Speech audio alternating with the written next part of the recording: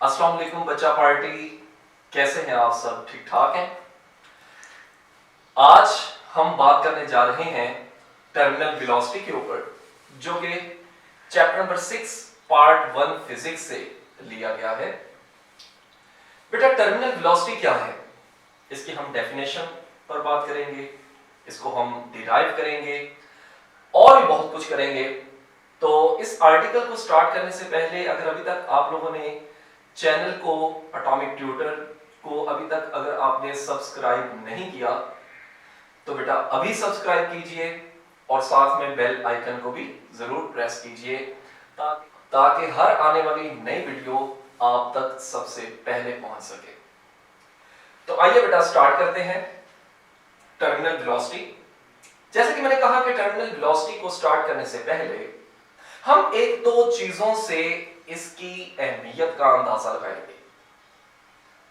आप लोगों ने कभी सोचा है कि जब बारिश होती है तो वाटर ड्रॉप्स जो हैं वो हम तक पहुंचते हैं, उनकी अच्छी खासी स्पीड भी होती है, लेकिन जब हम उसके पीछे फिजिक्स को देखते हैं तो बेटा हमें वहां पर थोड़ा सा सोचने पर हमें मजबूर होना पड़ता है। वो कैसे कि आपके सामने मैंने यहां पर एक डायग्रामेटिकली एक छोटी सी पिक्चर से जो है वो इस चीज को क्लियर करने की कोशिश की है। फर्ज कर लीजिए कि जी ये स्काई पर कुछ क्लाउड्स जो हैं वो मौजूद है और यहां से बारिश के जो ड्रॉप्स हैं वो ऊपर से नीचे की तरफ मूव करेंगे। अब होता क्या है कि याद रखिए कि जो अर्थ इक्वेटर है सी लेवल पर, मान लीजिए कि ये क्या है, सी लेवल। सी लेवल से स्काई पर जो मौजूद जो क्लाउड्स होते हैं, जो नॉर्मल जो आपके पास एवरेज जो डिस्टेंस लिया जाता है, जो कि वहां पर जो कि कैलकुलेटेड डिस्टेंस है 2000 मीटर होता है, ठीक है।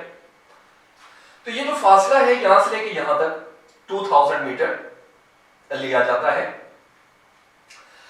आप ये फासला और इनिशियल स्पीड, फाइनल स्पीड, ठीक है, इन सब की वैल्यूज को थर्ड इक्वेशन ऑफ मोशन को आप लगा के आप यहां पर जब ये बारिश का जो कतरा है, जो ड्रॉप है, ऊपर से नीचे की तरफ जब यहां पर पहुंचता है तो आप इस पॉइंट पर उसकी स्पीड को कैलकुलेट कर सकते हो, ठीक है। उसकी एक कैलकुलेशन है, वो हमारा टॉपिक नहीं है। मैं जस्ट यहां पर आपके सामने उसकी जो वैल्यू है वो लिखता हूं कि राउंड अबाउट जो बारिश का जो कतरा है, वाटर ड्रॉप है, उसकी यहां पर जो स्पीड होगी, फाइनल जो स्पीड होगी वो होगी राउंड अबाउट 200 मीटर पर सेकेंड। अब बेटा 200 मीटर पर सेकेंड जो स्पीड है ये बहुत ज्यादा स्पीड है, छोटी मोटी स्पीड नहीं है, ये अच्छी खासी स्पीड है। अब कैलकुलेशन के अकॉर्डिंग अगर बारिश का जो ड्रॉप है, रेन ड्रॉप जो है, वो बेटा ऊपर से नीचे की तरफ हमें यहां पर मौजूद किसी भी पर्सन के हेड के ऊपर अगर आके गिरे तो वहां पर बहुत ज्यादा सीरियस इंजरीज हो सकती हैं। लेकिन क्या होता है कि हम बारिश को एंजॉय करते हैं, वहां पर हमारा जो है वो कोई ऐसी वैसी जो है वो चीज हमें वहां पर जो है वो देखने को नहीं मिलती है। तो एक्चुअली आप लोगों ने कभी इसके बारे में सोचा है कि आखिर ऐसा इसके पीछे क्या रीजन है कि बारिश जब होती है तो जो रेन ड्रॉप्स हैं वो इतनी ज्यादा स्पीड के साथ हमारे सरों के ऊपर आके नहीं गिरते। उनकी स्पीड होती है नो डाउट, लेकिन इतनी ज्यादा नहीं होती है। हम इसको एक्सप्लेन करेंगे।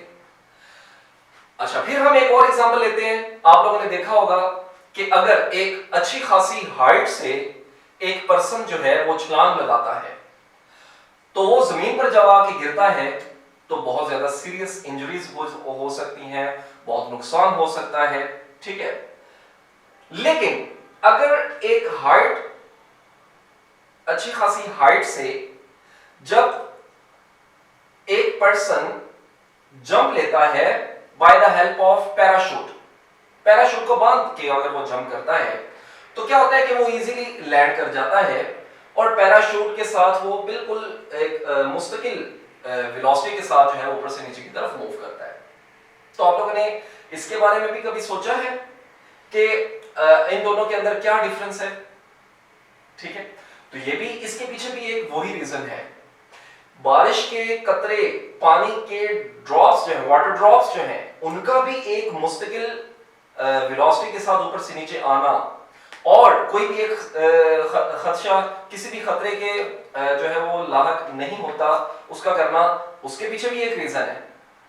तो वो एक्चुअली उसके पीछे जो रीजन है वो हम हमारा आज का टॉपिक है, जिसको हम एक्सप्लेन करेंगे, विच इज टर्मिनल वेलोसिटी। ठीक है जी। अब एक्चुअली होता क्या है,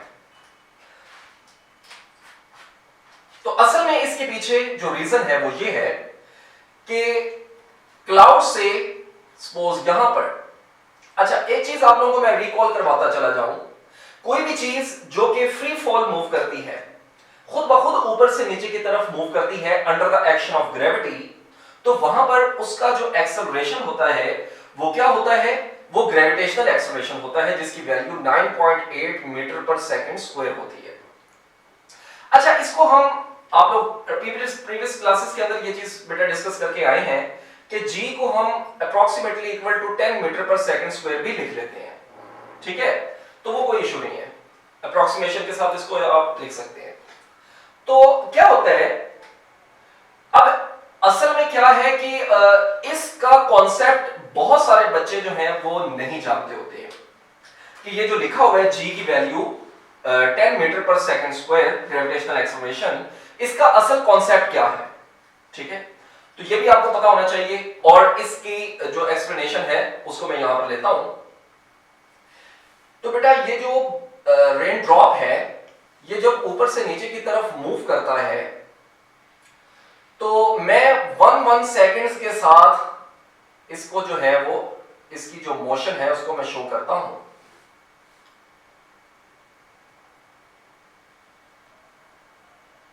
ठीक है, सपोज कर लीजिए कि यहां पर 0 सेकंड टाइम, यानी अभी तक वो मूव नहीं किया, यहां से यहां तक इतना फासला कवर किया उसने 1 सेकंड में, then 2 second, 3 second, 4 second, 5 second, अब तो इस तरह जो है वो नीचे की तरफ आता जाता है।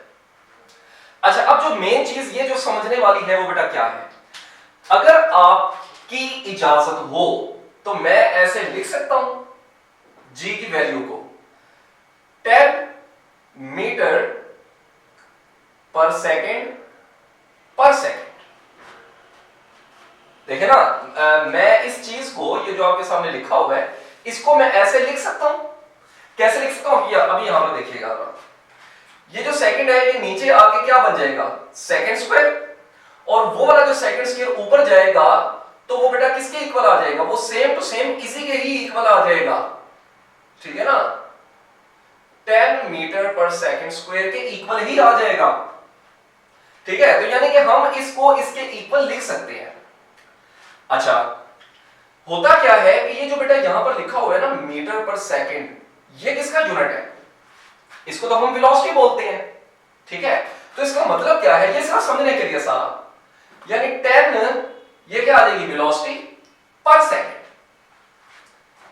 ठीक है, यानी 10 मीटर पर सेकंड की वेलोसिटी हर अगले सेकंड के बाद क्या होती जाएगी, चेंज होती चली जाएगी। इसका मतलब क्या है कि यहां पर जब आपका ड्रॉप इस पोजीशन पर मौजूद है 0 सेकंड, अभी तक वो मूव नहीं किया, तो यहां से वो मूव करता है नीचे 1 सेकंड का जो वो क्या करता है, टाइम लेता है, और 1 सेकंड का टाइम लेने के बाद उसकी स्पीड कितनी बन जाएगी कैलकुलेशन के मुताबिक, 10 मीटर पर सेकंड। ठीक है, 1 सेकंड के बाद उसकी स्पीड इतनी हो जाएगी। फिर बेटा अगले सेकंड में कितना इजाफा होगा, तो बेटा अगला हमारे पास अगले सेकंड में अगेन 10 का इजाफा हो जाएगा, अगेन 10 में इजाफा हो जाएगा। अच्छा, एक चीज आप अपने माइंड में रखिएगा कि बेटा 10 यहां पर 10 मीटर पर सेकंड थी, फिर अगेन कितनी हो जाएगी, 10 का इजाफा करिए तो 10 और 10 आपके पास कितनी हो जाएगी जी, 20। ठीक है, 20 में फिर 10 ऐड कर दीजिए तो कितनी हो जाएगी जी, 30। फिर 10 ऐड कर दीजिए तो कितनी हो जाएगी जी, 40, 50, अप टू सो ऑन। ठीक है। तो बेटा यहां पर क्या कैलकुलेशंस क्या बता रही हैं कि हर सेकंड के बाद 10 मीटर पर सेकंड, हर सेकंड के बाद, पर सेकंड का मतलब होता है 1 सेकंड के बाद 10 मीटर पर सेकंड की रफ्तार में इजाफा होगा, हर सेकंड के बाद इजाफा होता चला जाएगा।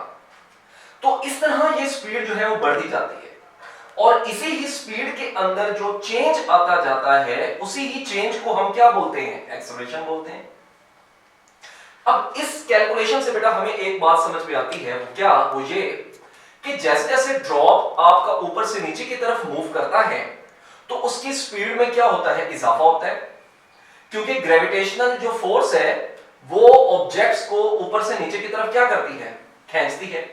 आप लोगों ने इस चीज के बारे में भी पढ़ा हुआ है कि जो ग्रेविटेशनल फोर्स है वो डायरेक्टली प्रोपोर्शनल टू बेटा किसकी होती है, मास की होती है। अच्छा, मास इसमें मान लीजिए कि कांस्टेंट है तो फोर्स तो आपके पास वही लगेगी, ठीक है ना, लेकिन जैसे जैसे ड्रॉप ऊपर से नीचे की तरफ मूव करता चला जाएगा उसकी स्पीड में क्या होता चले, उसकी स्पीड क्या होती जाएगी, बढ़ती चली जाएगी। और एक चीज आप लोगों ने प्रीवियस टॉपिक के अंदर बेटा पढ़ी थी कि जब कभी भी आपका जो कोई भी ऑब्जेक्ट एयर में से या किसी भी फ्लूइड में से फ्लो करता है तो वो फ्लूइड उसकी मोशन के ऑपोजिट डायरेक्शन के अंदर फोर्स लगाता है, जिसको हम क्या बोलते हैं, ड्रैग फोर्स बोलते हैं। जैसा कि मैंने आपको एग्जांपल भी दी थी कि जब आप कार के अंदर बैठे होते हैं, गाड़ी के अंदर बैठे होते हैं और अपना आप हाथ बाहर निकालते हैं तो क्या होता है कि हवा आपके हाथ को पीछे की तरफ क्या करती है, धकेलती है। जब हवा आपके हाथ को पीछे की तरफ धकेल रही है तो वो क्या लगा रही है, ड्रैग फोर्स लगा रही है। बेटा सेम इसी तरह ही जब ये वाटर ड्रॉप ऊपर से नीचे की तरफ मूव करेगा तो यहां पर भी तो एयर है ना, तो होगा क्या कि जब ये जो वाटर ड्रॉप है, मैं यहां पर आपके सामने इसको एक्सप्लेन करता हूं।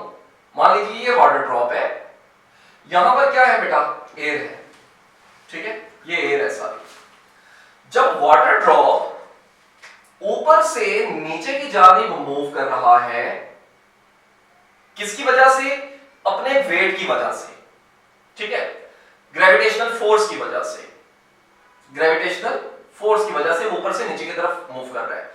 लेकिन एक इसके ऑपोजिट डायरेक्शन के अंदर एक ड्रैग फोर्स लग रही है, किसकी वजह से, एयर की वजह से, ठीक है। तो वो क्या होगी बेटा, आपके पास ड्रैग फोर्स, ठीक है, ओके। इसका मतलब क्या है, इसका मतलब ये है कि जैसे जैसे वाटर ड्रॉपलेट्स ऊपर से नीचे की तरफ मूव करता चला जाएगा उसकी स्पीड बढ़ती चली जाएगी।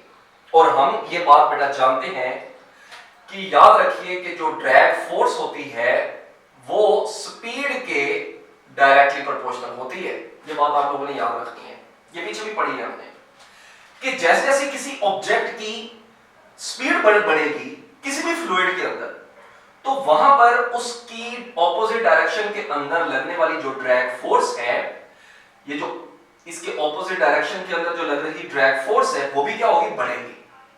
यानी आप लोग इसको आम जो है वो कंडीशंस के अंदर भी इस चीज को ऑब्जर्व कर सकते हैं कि आप जब गाड़ी के अंदर बैठे होते हैं तो गाड़ी की स्पीड जब स्लो होती है, आप अपना हाथ बाहर निकालते हो तो आप हवा आपके हाथ को थोड़ी फोर्स के साथ धकेलती है, लेकिन जैसे ही आप स्पीड बढ़ाते हो गाड़ी की तो आपके हाथ पर लगने वाली जो हवा की जो फोर्स है, ड्रैग फोर्स जो है वो भी क्या होती है, बढ़ जाती है। बात समझ आ रही है? तो होता असल में हमारे पास इस फिनोमेना में यही है कि जब रेन ड्रॉप जब बहुत ज्यादा हाइट से नीचे की तरफ मूव करता है तो बेटा उसकी स्पीड बढ़ती है। जब स्पीड बढ़ती है तो स्पीड बढ़ने से ये देखिए जैसे जैसे वो ऊपर से नीचे की तरफ मूव कर रहा है उसकी स्पीड बढ़ रही है। स्पीड बढ़ने से क्या होगा, ड्रैग फोर्स बढ़ेगी। ये देखिए स्पीड बढ़ने से क्या होगा, ड्रैग फोर्स भी बढ़ेगी। तो बेटा होता यूं है कि जब वो ऊपर से नीचे की तरफ मूव करता है एक वक्त ऐसा आता है कि ग्रेविटेशनल फोर्स और ड्रैग फोर्स दोनों आपस में एक दूसरे के इक्वल हो जाती हैं। और जब वो एक दूसरे के इक्वल हो जाती हैं तो वो एक दूसरे के इफेक्ट को मिनिमाइज करना शुरू करती हैं, कैंसिल आउट करना शुरू करती हैं। और इन रिजल्टेंट आपका जो ये वाला ड्रॉप है, ये जो ड्रॉप है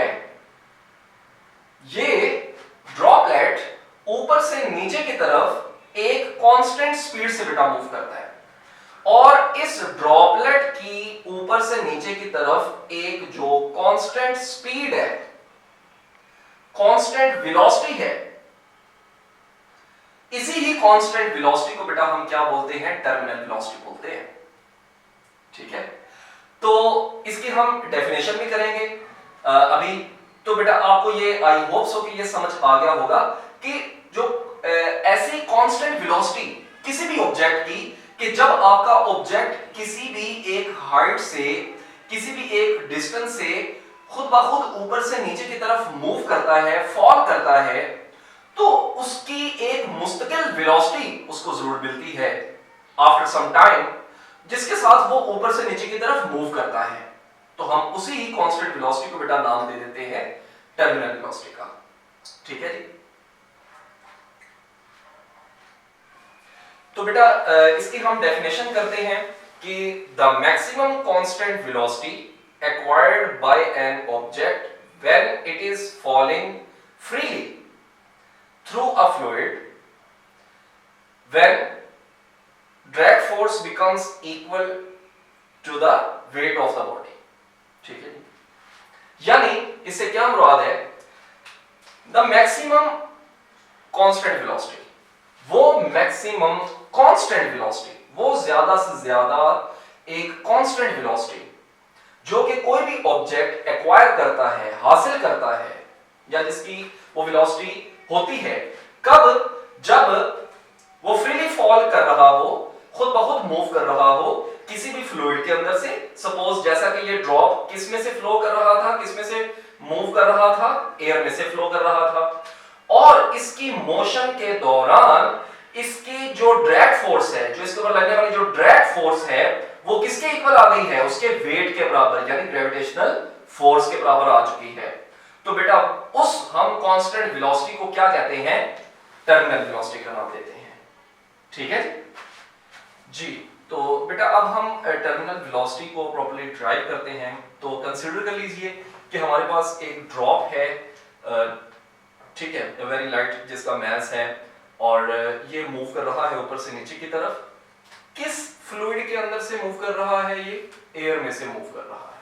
ठीक है, तो क्या है कि ग्रेविटी इसको नीचे की तरफ खींच रही है, ड्रैग फोर्स इसको ऊपर की तरफ फोर्स लगा रही है, और with the passage of time, थोड़ी ही जो है वो टाइम के बाद क्या होगा कि ये एक मुस्तकिल वेलोसिटी के साथ, कांस्टेंट वेलोसिटी के साथ मूव करना शुरू कर देगा, और उस वक्त उस पर ये जो लगने वाली जो टोटल फोर्स है, जो नेट फोर्स है, वो बेटा किसके बराबर होगी, नेट फोर्स बराबर होगी वेट यानी gravitational pull minus drag force. ठीक है, यानी ग्रेविटेशनल फोर्स में से जो ड्रैग फोर्स ऊपर की तरफ लग रही है, देखें दोनों फोर्सेस की डायरेक्शन क्या है, एक दूसरे के ऑपोजिट है। तो ये दोनों फोर्सेस एक दूसरे के इफेक्ट को क्या करती हैं, कैंसिल करती हैं, और उसी वजह से थोड़े सा टाइम गुजरने के बाद, थोड़ा सा डिस्टेंस कवर करने के बाद, ये जो ड्रॉप है उसके ऊपर दोनों फोर्सेस एक दूसरे के साथ क्या होती हैं, इक्वल हो जाती हैं। ठीक है, तो नेट फोर्स आपकी किसके बराबर आ जाएगी बेटा, नेट फोर्स बराबर आ जाएगी वेट माइनस ड्रैग फोर्स। ठीक है, अब इसको हम फर्दर सॉल्व करते हैं जी। फोर्स किसके बराबर होता है, ma is equals to weight mg minus drag force का फार्मूला होता है 6 पाई ईटा rv। ठीक है, अब जो यहां पर बेटा जो मेन जो चीज समझने वाली है वो क्या है कि जब ये ड्रॉप फॉलिंग डाउनवर्ड, ऊपर से नीचे की तरफ ये मूव करेगा under the action of gravity, तो उस वक्त जब ये दोनों आपस में फोर्सेस एक दूसरे के इक्वल हो जाएंगी, तब वहां पर एक्सेलरेशन जो है वो क्या हो जाएगा, जीरो हो जाएगा। जैसा कि मैंने पहले एक्सप्लेन किया कि बेटा जो आपका जो ड्रॉप होता है वो एक कांस्टेंट वेलोसिटी से मूव करता है। जब वेलोसिटी कांस्टेंट है, वेलोसिटी में चेंज ही नहीं हो रहा, तब आपका एक्सेलरेशन क्या हो जाएगा, जीरो हो जाएगा, क्योंकि एक्सेलरेशन क्या होता है, वेलोसिटी में चेंज, तो चेंज तो हो नहीं रहा, तो फिर आपका एक्सेलरेशन क्या हो जाएगा, जीरो हो जाएगा।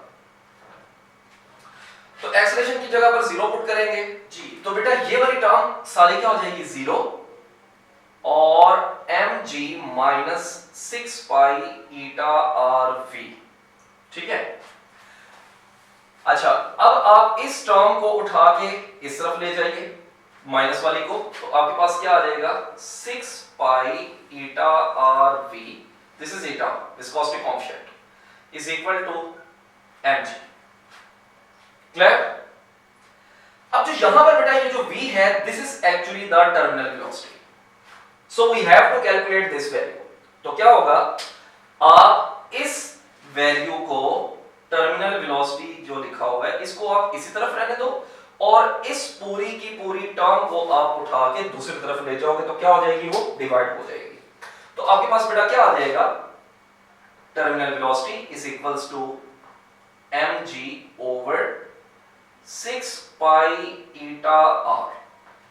क्लियर? इसको बेटा मैं आपके सामने इक्वेशन नंबर 1 का नाम दे देता हूं। ठीक है। नाउ अच्छा एक चीज आप लोगों ने 12 दफा पढ़ी हुई है कि वी नो दैट डेंसिटी बराबर होता है मास पर यूनिट वॉल्यूम। क्लियर? अच्छा किसी भी स्फेरिकल ऑब्जेक्ट का, जिस तरह कि आपको यह नजर आ रहा है, याद रखिएगा उसका वॉल्यूम का फार्मूला होता है 4/3 पाई आर क्यूब। ठीक है बेटा। अब इस वॉल्यूम की वैल्यू को हम यहां पर पुट करेंगे, but before putting this value I will rearrange this equation. Mass आप एक तरफ रहने दीजिए, वॉल्यूम को लाके इस तरफ मल्टीप्लाई कर दीजिए, तो आपके पास ये आ जाएगा डेंसिटी इनटू वॉल्यूम। ठीक है बेटा। अब वॉल्यूम की ये वाली वैल्यू आप यहां पर पुट करेंगे तो आपके पास आ जाएगा, इंप्लाइज करके आप यहां पर लिख सकते हैं m which would be equal to density multiplied by 4/3 pi r cube। ठीक है जी। अब आप बेटा इस m mass की वैल्यू को आप यहां पर पुट कर दीजिए, तो आपके पास क्या बन जाएगा, आप यहां पर इसकी वैल्यू को पुट कर दीजिए। ठीक है। तो आपके पास ये आ जाएगा terminal velocity is equal to, mass की वैल्यू पुट कर देंगे, आपके पास आ जाएगी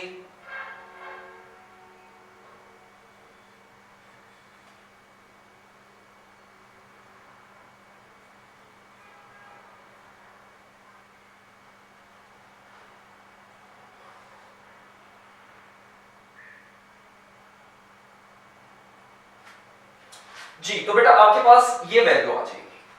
अब यहां पर जो चीजें कैंसिल आउट हो सकती हैं वो आप कैंसिल आउट कर दीजिए, जैसा कि पाई पाई से कैंसिल, एक आर इस आर से कैंसिल। ठीक है। और ये जो यहां पर लिखा हुआ है 6 2 3 6 और 2 2 4। तो बेटा आपके पास यहां पर इसको सारे को सॉल्व करने के बाद अच्छा याद रहे ये जो 3 नीचे डिवाइड हो रहा है इसको मैं लाके इसके साथ नीचे इधर मल्टीप्लाई कर दूंगा, तो मेरे पास क्या आ जाएगा, मेरे पास आ जाएगा terminal velocity which is equal to ये 2 कांस्टेंट रो जी, आर का क्यूब था, कैंसिल होने के बाद आर स्क्वायर बच जाएगा। ठीक है। ये ऊपर से हमारे पास ये फाइनल बच जाएगा, ये 3 नीचे आके इसके साथ मल्टीप्लाई होगा, तो आपके पास बेटा क्या आ जाएगा, आपके पास आ जाएगा 9 3 3 9 और ईटा। ठीक है। तो ये हमारे पास एक फाइनल जो इक्वेशन है ये हमारे पास बन जाएगी। तो मैं इस इक्वेशन को बेटा स्माइली इक्वेशन का नाम दे देता हूं। ठीक है। तो इस स्माइली इक्वेशन के अंदर अगर आप इसको गौर से देखें तो बेटा क्या है, देखिए 2 constant, rho is the constant density of air, g gravitational constant, eta viscosity coefficient, 9 also constant. So these are all the factors which are constant. और कांस्टेंट और इक्वल का साइन मिल के बेटा क्या बनाता है, प्रोपोर्शनैलिटी कांस्टेंट। तो आपके पास ये आ जाएगा। ठीक है। अब ये वाला जो रिजल्ट है ये बहुत इंटरेस्टिंग है। आप टर्मिनल वेलोसिटी किसके डायरेक्टली प्रोपोर्शनल आई है, आर स्क्वायर के। अच्छा, अब इससे मुराद क्या है कि हमारा जो स्फेरिकल ऑब्जेक्ट है, ये जिस तरह कि आपको नजर आ रहा है, अगर आप इसका स्क्वायर, अगर आप इसकी जो वैल्यू है आप डबल कर देते हैं तो बेटा आपके पास टर्मिनल वेलोसिटी जो है वो क्या हो जाएगी, वो कितने टाइम्स बढ़ेगी। अगर आप इसका जो ये जो रेडियस है, आर से मुराद बेटा क्या है, रेडियस, ठीक है, यानी कि जिस तरह की ये वाली वैल्यू बेटा ये क्या शो कर रही है, रेडियस को शो कर रही है। तो अगर मैं इस स्फेरिकल ऑब्जेक्ट का या किसी भी स्फेरिकल ऑब्जेक्ट का रेडियस में डबल कर देता हूं तो बेटा रेडियस डबल करने पे क्या इफेक्ट पड़ेगा, जरा इसको हम सेपरेट देखते हैं। ये एक्स्ट्रा है जस्ट समझने के लिए, आपका कॉन्सेप्ट इससे बहुत अच्छा बन जाएगा। आप यहां पर सपोज रेडियस को डबल करते हैं, है ना, तो 2 का क्या है, स्क्वायर है, तो टर्मिनल वेलोसिटी आपकी कितने गुना बढ़ जाएगी, 4 टाइम्स। यानी अगर आप रेडियस को डबल करते हैं तो आपकी टर्मिनल वेलोसिटी कितने गुना बढ़ जाएगी, 4 टाइम्स बढ़ जाएगी। तो इसी वजह से बेटा क्या होता है, जिस तरह कि मैंने आपको शुरू में कहा था कि जब एक पर्सन जो है वो पैराशूट पहनता है, पैराशूट के बगैर वो इतनी ज्यादा हाइट से गिरेगा तो उसकी तो डेथ हो जाएगी, बहुत ज्यादा सीवियर कंडीशन हो जाएंगी। लेकिन जब वो पैराशूट पहन के जब बहुत ज्यादा हाइट से जंप करता है ना, तो बेटा यही चीज, इस कॉन्सेप्ट से हमें क्या चीज पता चलती है कि अगर हम किसी ऑब्जेक्ट का साइज को डबल कर देते हैं, ठीक है, तो क्या होता है कि वहां पर आपकी साइज डबल करने से टर्मिनल वेलोसिटी जो होती है उसके अंदर क्या आता है, इंक्रीज हो जाती है, उसकी वैल्यू क्या हो जाती है, बढ़ जाती है, ठीक है। अच्छा, इसी ही की एप्लीकेशंस के अकॉर्डिंग जिस तरह के मैंने आपसे पहले शेयर किया था कि बेटा जब एक पैराशूट पहन के जब कोई भी पर्सन मूव करता है ना, तो पैराशूट में क्या होता है, उसका साइज बड़ा होता है पैराशूट का अच्छा खासा, तो वो जब ऊपर से नीचे मूव करता है ना तो वो उसकी एक मुस्तकिल तौर पर वेलोसिटी उसको जो है वो मिलती है, क्योंकि ड्रैग फोर्स की वैल्यू बढ़ जाती है। इस वजह से वहां पर जो है वो किसी सीरियस इंजरीज नहीं होती हैं, ठीक है। तो आई होप सो कि बेटा अगर आपको ये लेक्चर जो है, आई होप सो कि बेटा आपको ये लेक्चर समझ आ गया होगा। इस लेक्चर में कोई भी अगर आपको कोई इशू है तो वो बेटा आप नीचे कमेंट कीजिए, मुझे आप टेक्स्ट कीजिए। अपना बहुत सारा ख्याल रखिए। अल्लाह हाफिज।